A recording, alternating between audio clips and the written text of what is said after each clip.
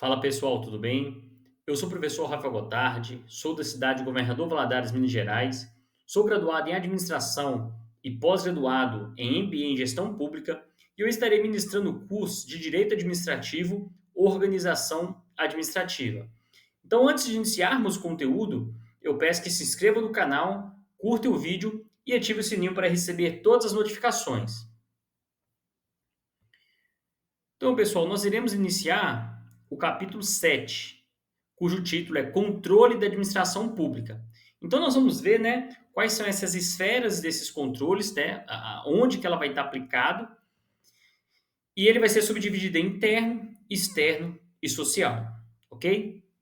Então, aí a gente traz um conceito, né, do que seria esse controle da administração pública, e nós iremos observar que o controle como um todo, né, da administração pública vai ser um pilar fundamental, uma peça importante que vai garantir a transparência, a legalidade, a eficiência na gestão de recursos e na prestação de serviço à sociedade, que é o ponto que a gente está trazendo durante todo o curso, essa questão de como que a administração ela vai gerir o seu recurso, né? Ou seja, vai pegar esse dinheiro, essas verbas, ou seja, esses tributos que são arrecadados, como que ele está sendo utilizado aí, como está sendo gerido, né? Esses recursos e como isso está sendo prestado em formas de serviço, como é que está sendo retornado para a população.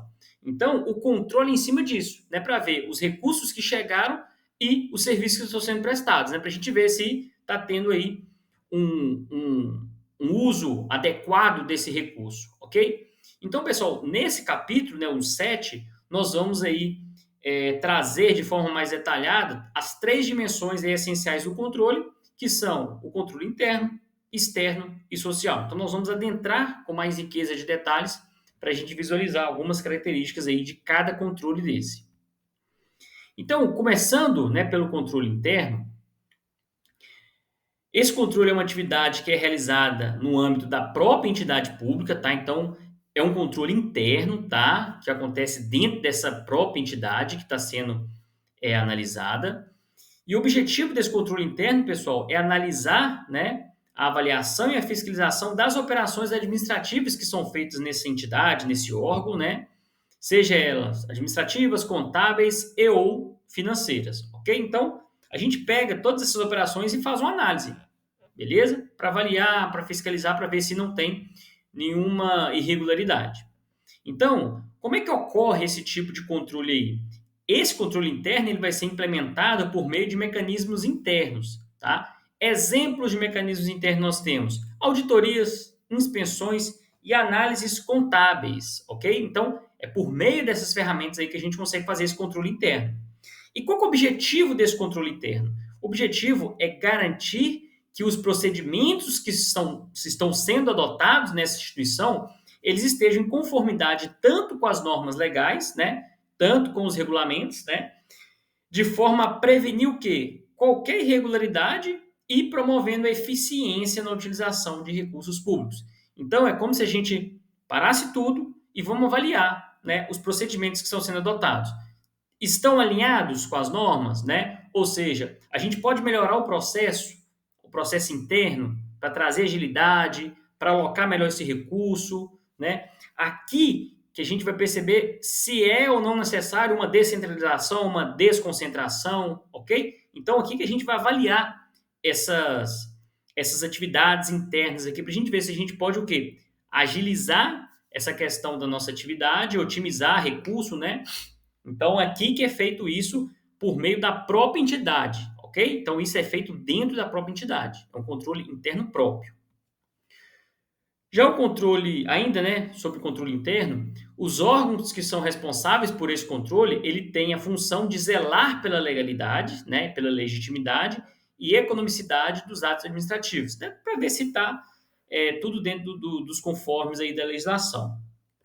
Se qualquer ato ele tiver contrário a uma legislação, né, isso pode ferir, né, algum princípio, seja da legalidade, ou seja da moralidade, da transparência ou da eficiência, então tem que rever esse ato aí, ok?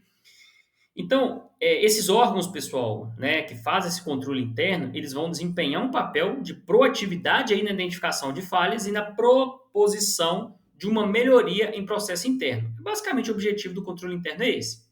Então, além disso, né, modestos para o fortalecimento da governança, eles vão proporcionar aí uma gestão mais transparente e alinhada aos princípios da administração pública. Foi o que eu comentei com vocês aí anteriormente.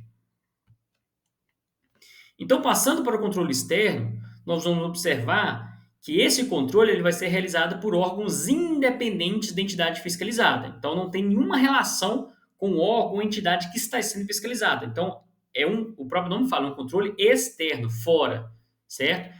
Que comumente ele vai ser pertencente ao poder legislativo. Lembrem-se, o poder legislativo ele tem a função típica de legislar e fiscalizar. Ok? Então, a figura dessa fiscalização é feita pelo Poder Legislativo. Convém a gente lembrar, né, no âmbito federal, Conselho, né, o Poder Legislativo vai ser o Congresso Nacional, tem a figura dos senadores e dos deputados federais. Na questão dos estados, né, do nível estadual, nós temos as assembleias legislativas, né, compostas pelos deputados estaduais, e no âmbito do município nós temos aí os vereadores, né, que têm ali essa atribuição, essa função de legislar e fiscalizar, ok? No Brasil também nós temos a figura dos tribunais de conta, tá? Então, o TCU é o exemplo de Tribunal de Contas da União, né, que é um órgão que vai ser responsável por esse controle externo a nível federal, né? No nível dos estados também tem o Tribunal de Contas dos estados e lógico que isso aí tem que estar dentro da Constituição do Estado, né, para prever esse Tribunal de Contas. A mesma coisa na lei orgânica dos municípios, que alguns municípios têm a figura do Tribunal de Contas do município, ok? Então, pessoal, o papel desse controle externo, né, a função é de fiscalizar a execução orçamentária, né, ou seja, os recursos que são utilizados, geridos pelos gestores aí, que é a figura do poder executivo, tá? E a legalidade dos atos dessas gestões. Então, sempre atuando com instrumento de controle independente, tá? Então, não tem relação nenhuma com a entidade que está sendo ali fiscalizada. Então, pessoal, esses tribunais de contas, seja estaduais ou municipais, eles vão exercer essas funções análogas aí nos seus respectivos âmbitos, como eu mencionei com vocês também. Então, essas instituições, ela vai ter o poder de julgar, faz parte aí, né, da atribuição deles, julgar as contas dos gestores públicos, que é a questão dos chefes do poder executivo, federal, estadual, municipal, de acordo com o seu nível aí de abrangência, podendo aplicar sanções caso haja alguma irregularidade, né? E propor correções quando identificarem irregularidades, tá? Então, ou vai sancionar ou vai propor correção quando identificar irregularidades aí nas contas dos gestores públicos, tá? Então, lembre-se, gestor público, né, que está reelegendo, mas já foi uma vez gestor público e a conta ela foi invalidada pelo Tribunal de Contas, né?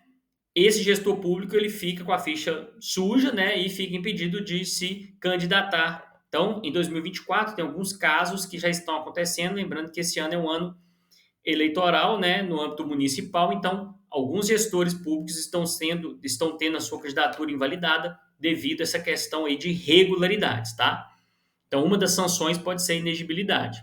Então, pessoal, esse controle externo aí, ele é essencial para garantir a responsabilidade e a prestação de contas do exercício das atividades governamentais, contribuindo para a transparência e a integridade na gestão pública.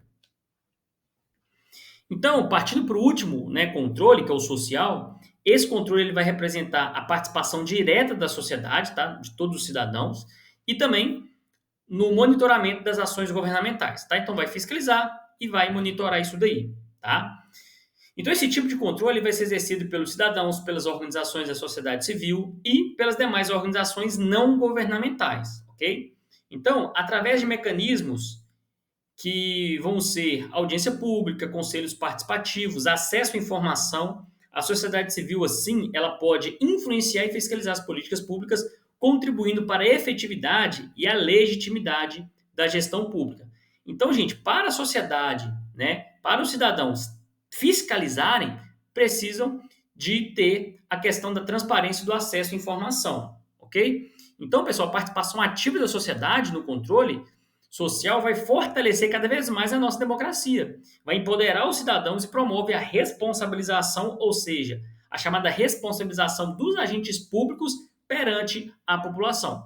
Porque, pessoal, eles são servidores, tá? Então, eles têm que servir a gente, tá? Mesmo sendo no âmbito político, beleza?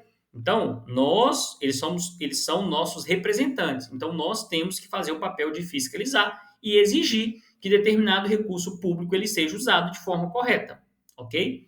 Então, as duas ferramentas importantes para essa questão do controle social é a transparência e o acesso à informação. Porque por meio dessas duas ferramentas, né, desses chamados elementos fundamentais, permitem assim que os cidadãos eles estejam bem informados para exercer o seu papel de vigilância e de cobrança, ok? Então, fazendo um resumo aqui, pessoal, do controle da administração pública, né, desses três que nós vimos aí, nós conseguimos perceber o seguinte, que o controle como um todo, ele vai se desdobrar em múltiplas dimensões, né? Cada um desempenhando um papel crucial na promoção da legalidade, eficiência e da responsabilização. O controle interno aí, ele vai ter o âmbito aí, né, de atuação dentro das entidades e o objetivo é de buscar melhorias e prevenção de irregularidades, tá? Então, é como se fosse um autocontrole.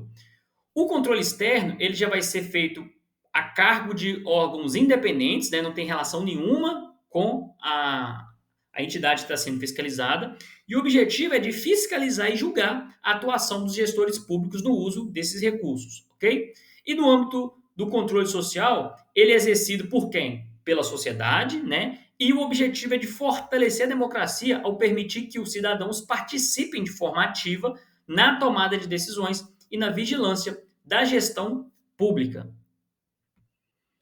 Então, em conjunto, né, essas dimensões, esses três tipos de controle vão formar um sistema robusto, né, de controle que vai ser essencial para garantir que a administração pública ela vai atuar sempre de forma ética, transparente e em conformidade com os interesses da sociedade que serve, ok?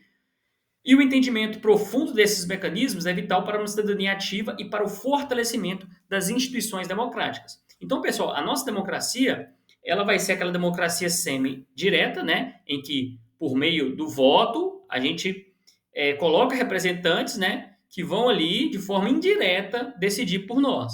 Mas nós temos figuras como o plebiscito, né, e o referendo, para a gente ali dar nossa opinião, né, antes da elaboração de uma lei ou posterior à elaboração de uma lei, beleza? Então, isso é a forma direta, tá? Então, no Brasil já teve alguns exemplos aí de plebiscito, né? Da questão do porte de arma, da questão se a gente queria presidencialismo, monarquia, né? Parlamentarismo. Então, a gente já teve essas figuras e hoje a gente também tem, né, permitido, durante as eleições, né, municipais, a gente pode fazer pode ser feito algumas perguntas para a gente votar também, para a gente expressar, né, quais são as nossas necessidades para que os gestores públicos possam atender, né, ou colocar essa nossa necessidade nos planos de controle e nos planos de ação do governo, ok?